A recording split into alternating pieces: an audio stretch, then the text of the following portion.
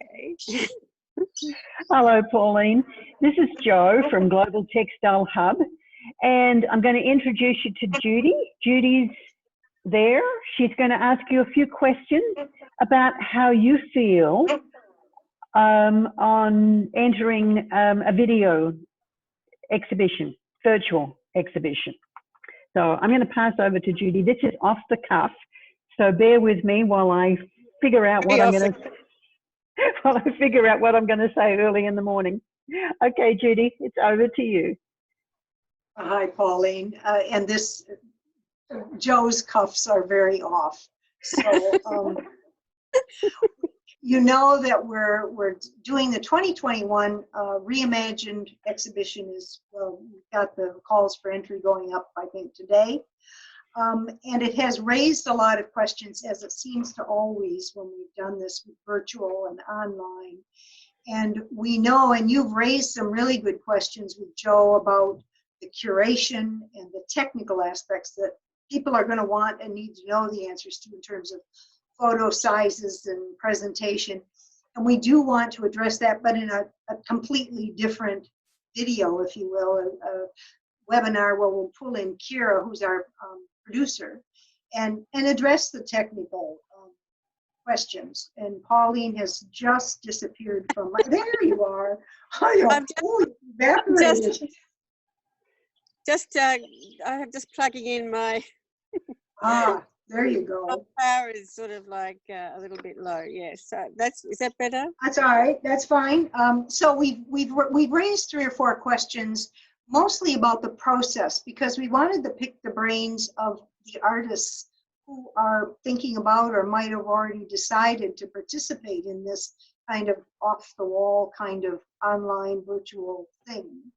And one of the aspects that we're doing this time is asking for artists to collaborate, and really are interested in whether or not you've actually collaborated before. I know that you yourself are a curator, and I know that you do some work with eco-dyeing. I don't know what other aspects of fiber and textile work you do, but have you done collaboration? And we really are interested in seeing our artists now collaborating with someone. There has to be a fiber textile person, but you can work with any other discipline. You could work with an ironmonger, a woodworker, a ceramicist, a glassmaker. We want to really see this theme, which is to make the ordinary extraordinary, be a real challenge for people in how they approach their work. So take it away. Well, it is going to be a real challenge for sure. I have collaborated. I mean, I'd almost forgotten about it, but when I was thinking back, I thought, oh yes, I have. Many years ago, there were a group of us from the city here in Perth who collaborated with a group of women in the wheat belt, which is east of Perth, quite a few 100 kilometres, and that was very interesting. It was very successful. We were each allotted one person, and then so we had to get to know them because they were strangers to us. So it was a process of creating a relationship first, and then we worked out together how we would actually proceed, and then had an exhibition at the end of it in the wheat belt itself. And there were some textiles involved, but we mainly then communicated by email and post. So this time round, my brain is like exploding because I'm going, well, in these times as well, what a challenge when we're not allowed to even leave the house. So I'm thinking, I have a lot more questions to ask. Yeah. Good.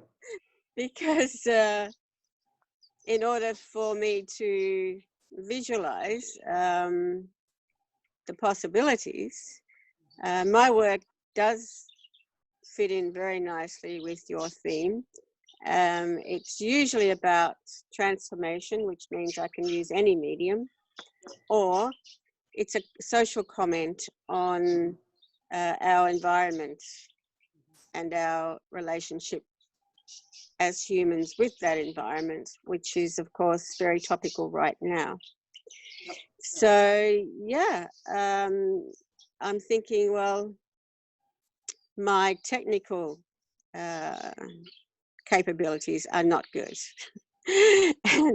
and wondering how and what sort of help we can get from you guys about how to proceed with like videoing and for example the works I haven't seen the entry rules and regulations yet, but do you accept, for example, installations?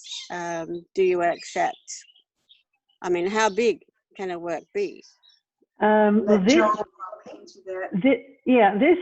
is a good question. You can have an installation.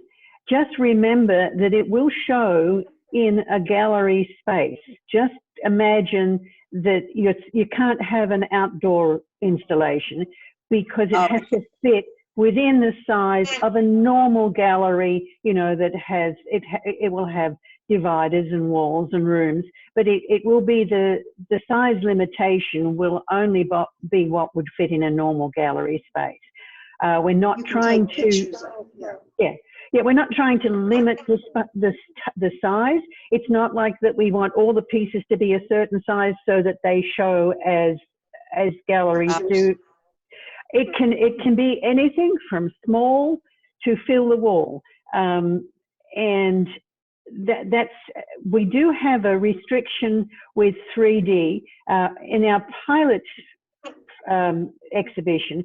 We thought that we were going to be able to exhibit 3D because that's what the gallery advertised. But in order to do that, you have to make a model, not a 3D image, but a model of your picture. And then you need virtual glasses and all the rest of it. So while it's virtual, you appear to be walking through a gallery space.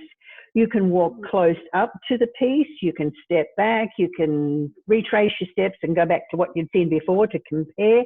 So it is like walking through a gallery, but it's not in as you would wear the goggles and then you would be immersed. If you have the virtual goggles on, then the gallery is all around you. This is just you walking through a gallery. But it's different from a real estate video where a realtor has a program and they walk you through and you can't stop, well, you can pause it, but you can't retrace your steps and go back. So and there's no other restrictions. We're not limiting it to either size or color or anything else. And it can be hanging. It can be hang off the wall.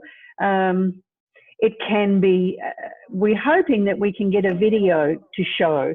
So if you have something that was sculptural, you could take a video of it. We tried that on the first one, and the host program wasn't able to. It interrupted the flow of walking around the gallery. But so in order to get around that, we had multiple images to show, the fact that this thing had different sides. Does that help you at all with your? Yeah.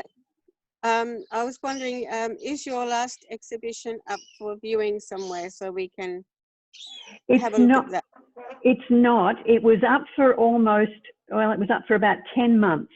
We put it up originally for 3 months, and then we had offers of magazine articles. So we had to leave it up longer because, magazines are 3 months away from publication, and we didn't want to have an article with a link in it that went nowhere. So the people that were in the past one, in the pilot program, had their work available to be seen for 10 months globally. Mm. And this will happen again. And you can have your work, if you want, you can have it for sale. It doesn't have to be for sale, but you can show it for sale.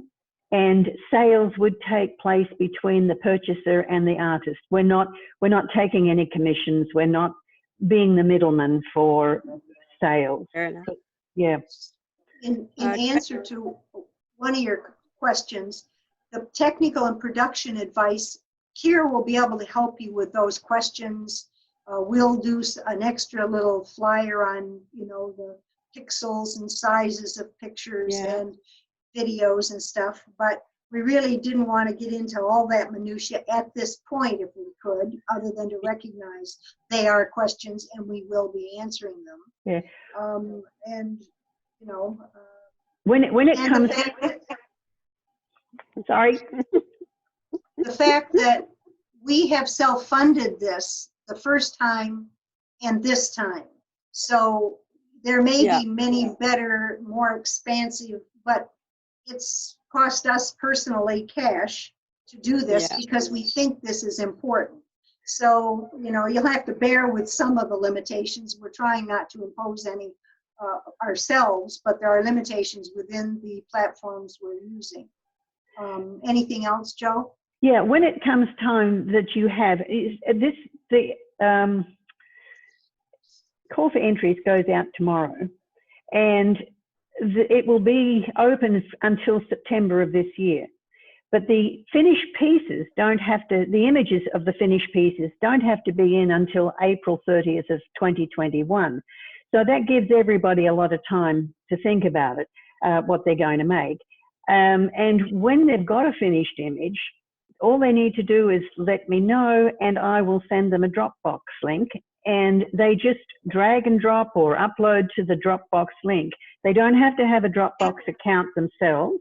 It's just the link will come in an email, put your high resolution image in there, and it's immediately shared then with myself and the three of us, especially with Kira, who will do send it on to the judges.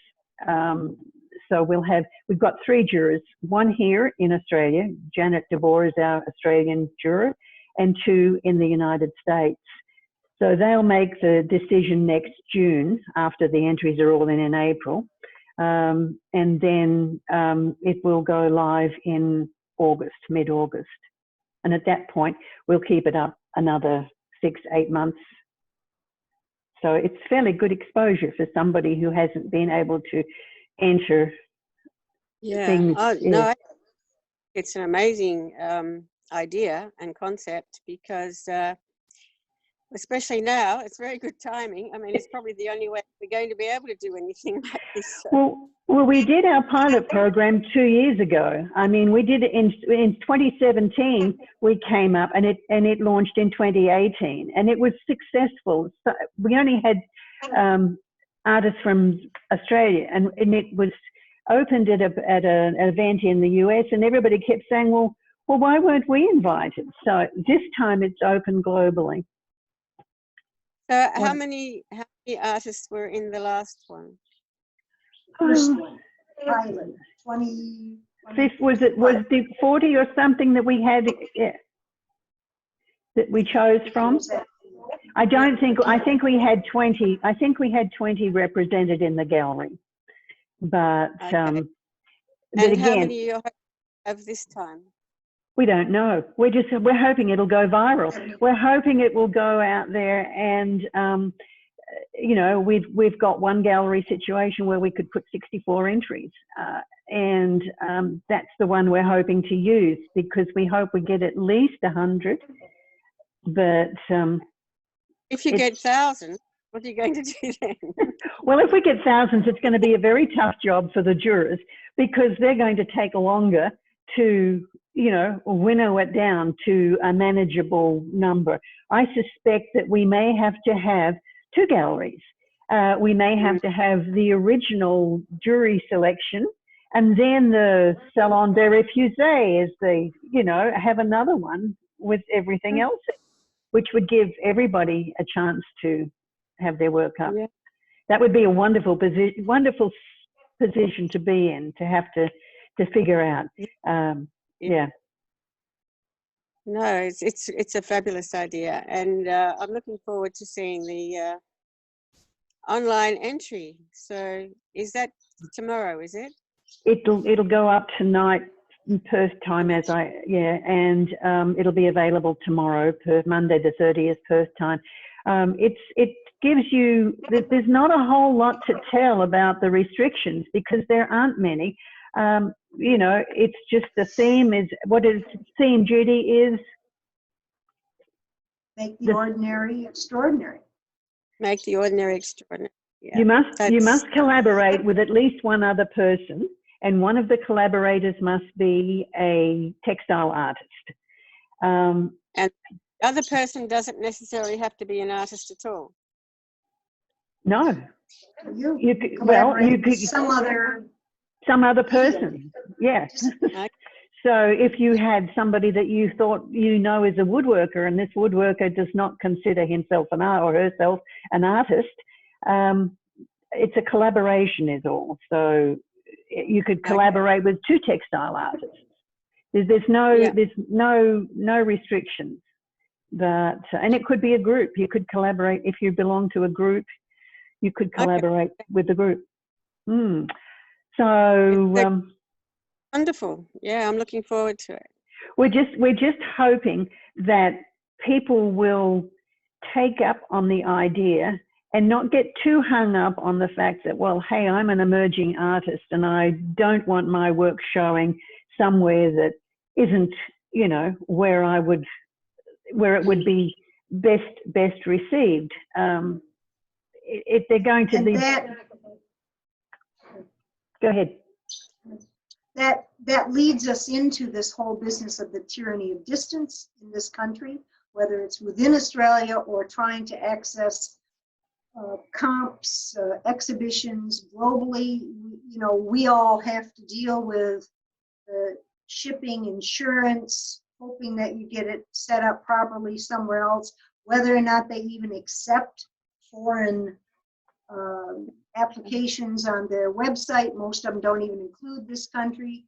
And the question of how well, and you said you've done some work online, is that mostly been PowerPoint sort of exhibits? Are you selling online? Does online work for you as a medium? We're hoping that this gives Australian artists as well much more exposure into the bigger arena. No, I think it's I haven't sold online. I've got a website up now, but it's mainly to talk about, you know, different aspects of things. But I think this way of working will save us a hell of a lot of money in transport. Absolutely. And I have sent work through the post to the eastern states, and for an exhibition, and did sell it there, but not as a general rule. No, but this will be a whole new experience in all ways for me, and I think it actually is probably the only way that we're going to be able to exhibit, unless things change. But this is where we are right now. And so I think we've just it's a potential for everybody to start thinking differently and working differently. And there was never an intention for us to think that this kind of an online exhibition would replace physical exhibitions. You know, they're going to be there, but it's another option for artists. And so again, we're kind of interested too to know what's might be the most provocative or interesting aspect of doing this. Is it the fact that you're being asked to collaborate, or is it the theme, or is it just being able to exhibit online and sell, and it's an interchange then between the artist and the buyer, not us? Again, we'll be out of the picture after 2021. So, you know, this is all trial. I think it's probably most of those things, but especially exhibiting and selling online, being so used to feeling and touching and being up close and personal. But it's becoming the same sort of feeling. The way, like a virtual exhibition, you will feel like you're almost there anyway. So, and of course, as textile artists, we do have an advantage in that it is fairly light and portable. If we do need to collaborate with somebody who is some distance away, and they need to add to it, or if it's an actual physical collaboration, then and like cloth is fairly light, so we can actually use the post if we need to.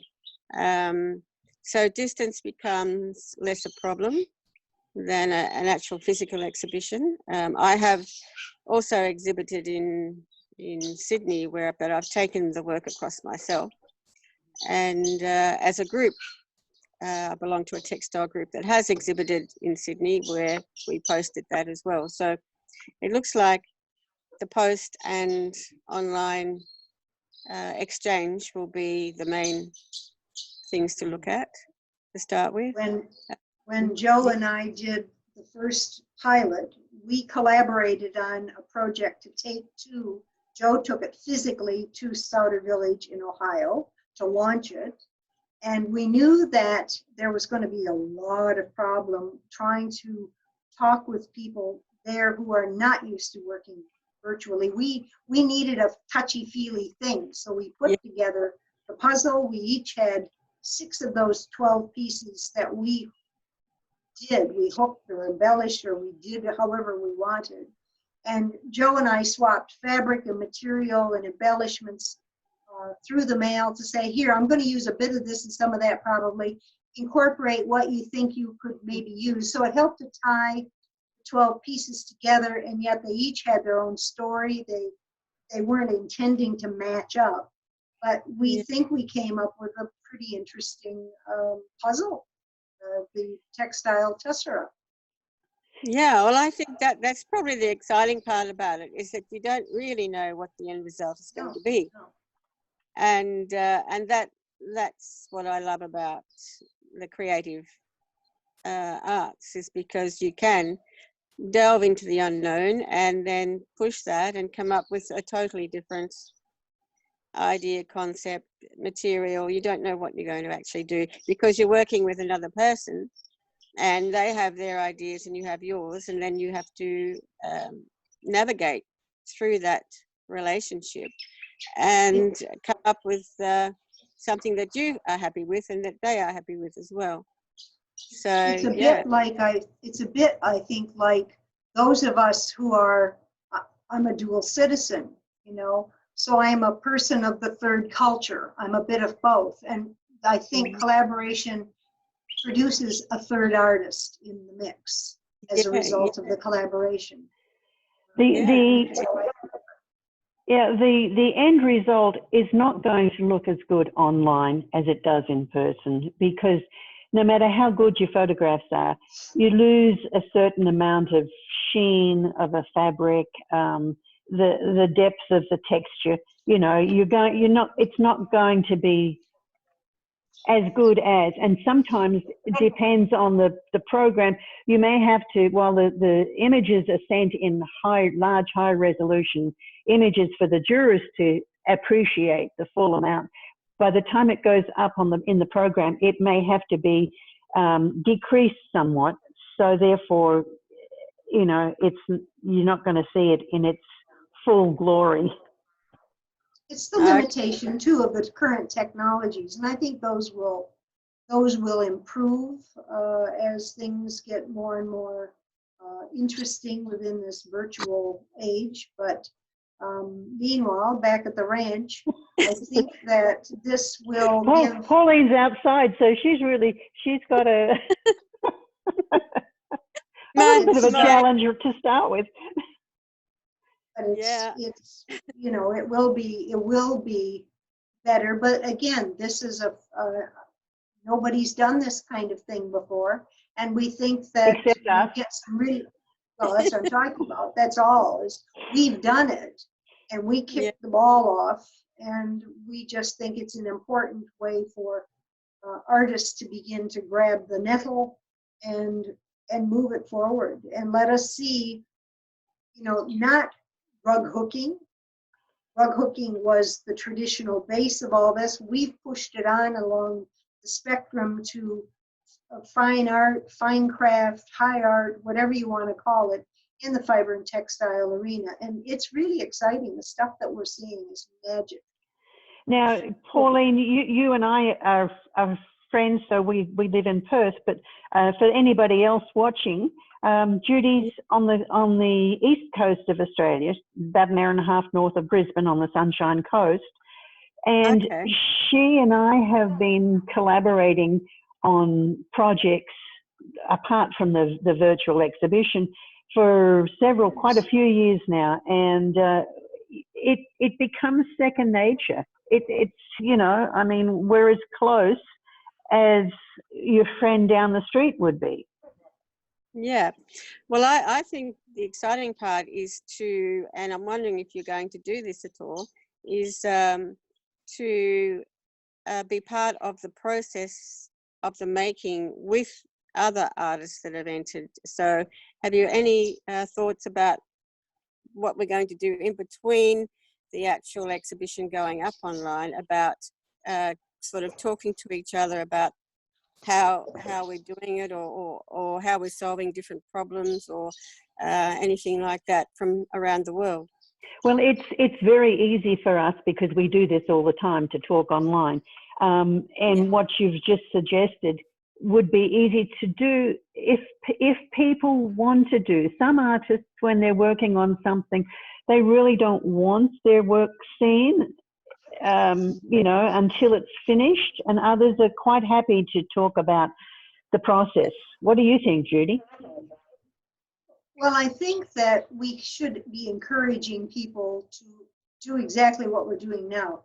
Set up a Zoom meeting. You don't need us. Set up your own Zoom meeting with whoever you're collaborating with, and talk it through. You don't need to do it via email. You can use Skype. You can use FaceTime. That way you can hold something up and say, look, this That's isn't exactly right. You know. I can show you one of the pictures or pieces that came out of the tessera. This was Joe's work from when we did the tessera. I framed it, but this was one of the remaining pieces, and my piece went to Joe. We were doing asking, and I've got people Judy's piece. as Yeah. people bought them, and we sold them in the US. We asked people to take a picture of the piece they purchased in situ. Where did you put it? How did you use it? So we've got kind of a diaspora of where all these pieces went in the world. And people have framed them and set them up differently, using them differently. Some travel with it, and it's a little I was going to say, we have, one of the purchasers bought it, and she gives workshops around, she's from Canada, and she gives workshops around the north, and she takes the piece with her. So it's often pictured, you know, here with this person at that workshop. You know.